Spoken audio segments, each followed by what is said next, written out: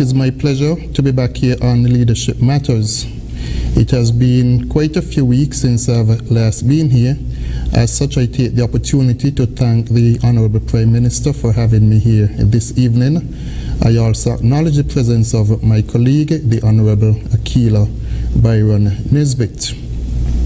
As indicated, we would have had our budget debate during the course of last week, and it was finalized yesterday, Monday. I took the opportunity then to speak to the ministry that I have responsibility for. That is the Ministry of Public Infrastructure, Post and Urban Development. During my presentation, I would have outlined to the citizens and residents of St. Kitts and Nevis some of the achievements made by the ministry during the course of 2020 and some of the intended plans for the year 2021. For those who may not have been listening, I will now outline some of those projects which were achieved during 2020 and which we intend to put into effect during the course of 2021. Relative to the postal services, we are looking at the digitalization of the postal services. That is for customers utilizing the services offered by the various post offices throughout St. Kitts.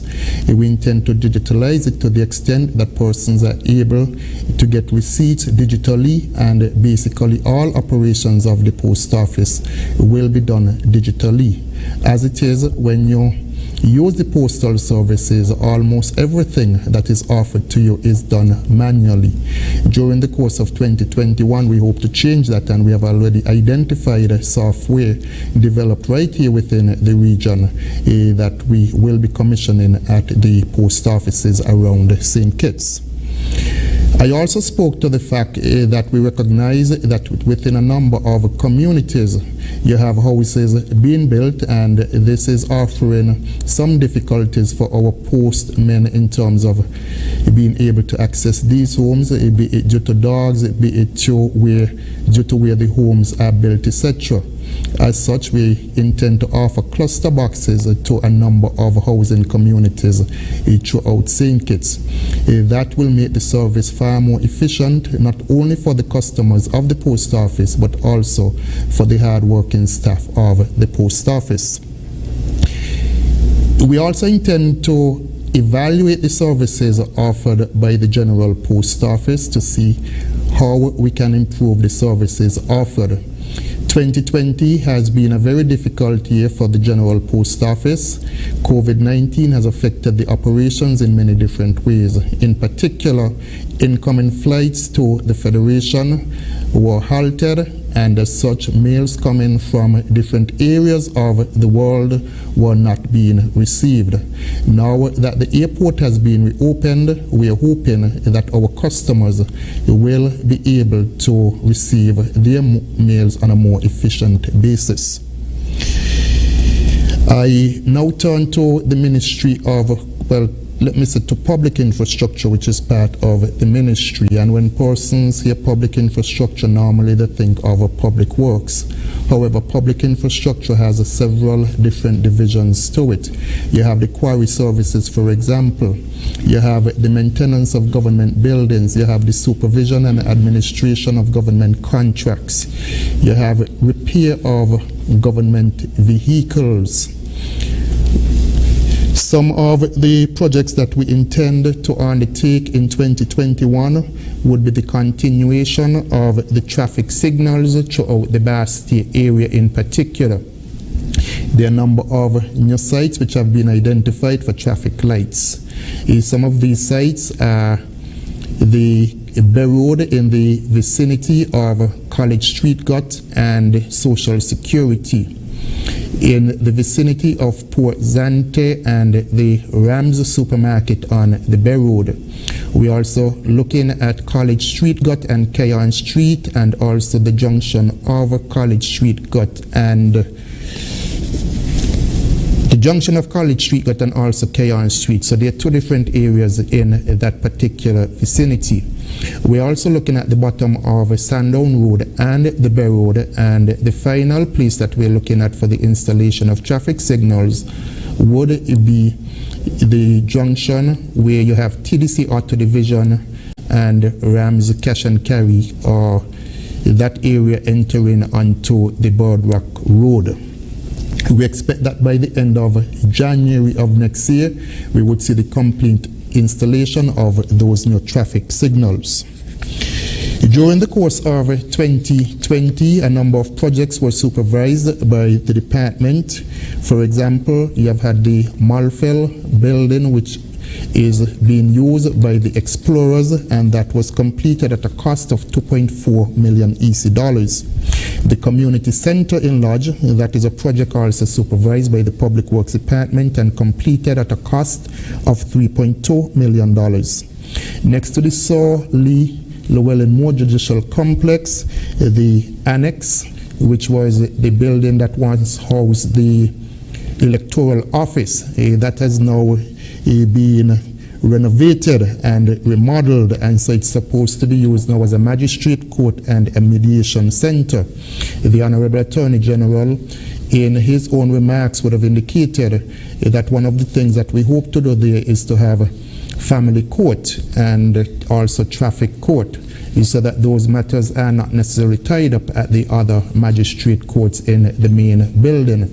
We're also looking at introducing night courts so that persons who have to work during the course of the day will not have to take time off from work to do such, but instead attend night court, as that might be more convenient for some persons, and certainly from an employer standpoint, at least it reduces the number of persons away from work, and so efficiency and output would be improved. That particular building was completed at a cost of $2.7 million. In my own constituency, we have been supervising the construction of the brand new Sandy Point Police Station at a cost of some $0.60 million.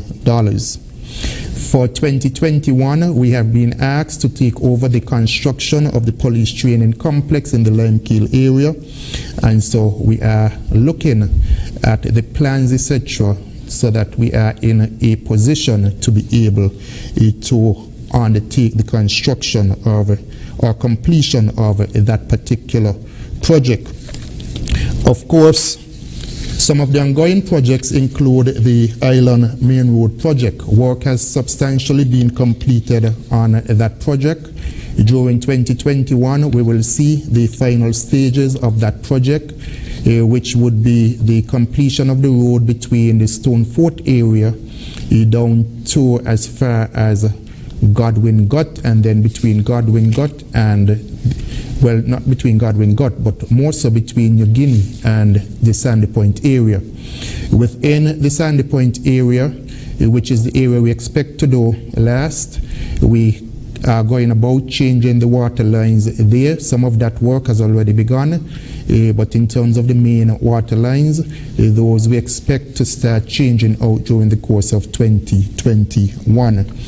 That project has been quite an extensive project. It has involved building sidewalks in a number of communities, changing the water main lines in a number of other communities. You have had the introduction of roundabouts in some communities, such as in the Molyneux area. You have had the realignment of the main road in some area, and in other areas you have had the reconstruction of bridges. It is also being done in collaboration with some of the other utility providers here in the Federation, such as the cable and flow, because they too, and the electricity department Skelet, because they too, they have underground lines. We have had the rehabilitation of the Old Road Bay that continues. That project has had some delays, partly due to COVID-19 and partly due to the fact that the contractor has had some difficulties with the mining of the 10-ton rocks from the quarry. Roads have been built in a number of different communities, such as Confipps and Harry Phipps in Herefordshire, McKinley Heights. You have at the Malview and Parkview area in Molyneux, and also Garvey's Westland, which is West Farm. We intend to construct a number of other roads in different communities throughout the course of 2021. Now, when COVID-19 began affecting the Federation of St. Kitts and Nevis, some persons perhaps surmised that the capital projects being undertaken by government would come to a halt. However, because of the fact that we have been able to utilize the financial resources of the government quite economically, we have been able to continue the capital projects, and as you would have noted thus far, it is our intention to implement a number of new capital projects. Some of the new ones would include the rock revetment in the areas of Irish Town, the areas of Fort Lands, and also in the New Guinea area, or should I say when you leave New Guinea and more heading into Sandy Point just below Brimstone Hill, where the seawater in particular has been causing severe erosion of the coastline. Ongoing projects which we also expect to come on stream in 2021 include the New Bastia High School campus, the St. Peter's Health Center. We are about 15% complete in terms of the construction of that health center in the St. Peter's area. You have the Tabernacle Playfield Pavilion, that is about 65% completed. We have the St. Mary's Park bleachers. I think that should be just about completed by now. You have the cath lab at the JNF Hospital. The design phase for that is ongoing. You have the retrofitting of the pharmacy building, which is supposed to become an administrative area for the Ministry of Legal Affairs, and that is almost 95% completed.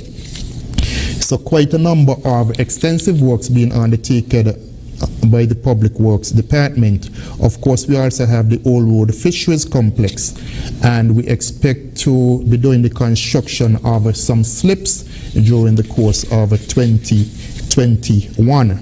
The energy unit within the ministry has also been actively engaged in a number of different projects.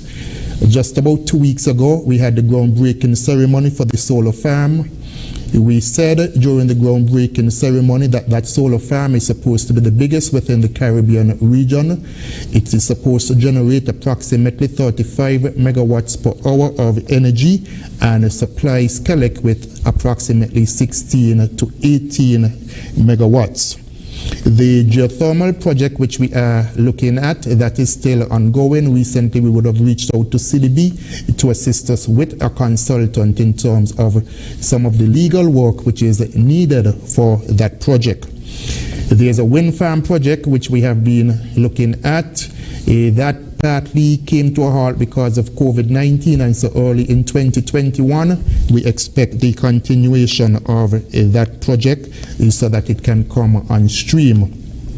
The waste energy project, that is a project that is being discussed with Solid Waste Management Corporation. There is the proposal for a desalination plant to be constructed in the area of Keys. Recently, we would have gone out to tender in terms of the EIA for that particular project. It is supposed to be partly powered by solar, and as a result of that, we expect Skelec and the consumers here in St. Kitts to benefit from such. There is currently an LED lighting project being undertaken. Persons would recognize that on the public roads in particular, the street lighting has improved. That project also has a component which is going to involve a number of different playfields around the Federation of St. Kitts and Nevis, because it is a project for both St. Kitts and Nevis. We have been having for quite some time negotiations in terms of getting some electric school buses. That project is still ongoing, and we are hoping that by 2021 persons will actually see those electric school buses transporting our school children. So those are some of the projects coming from the energy unit. We have had training of some 42 persons during the course of 2020 in collaboration with the OECS and the Caribbean Development Bank to teach persons right here in St. Kitts and Nevis about the installation of solar panels. We have also been conducting a greenhouse gas inventory that is substantially completed. There's still some more work to be done on that project, and we're hoping that in 2021 we will be able to complete it. I will end my opening remarks here. You would note that I haven't spoken as yet to urban development, but I suppose during the rest of the program I will get the opportunity to do so. And of course, water services. I know that a number of persons throughout the Federation of St. Kitts and Nevis are concerned about the generation of water. In particular, it has been an ongoing issue in the Keyon area.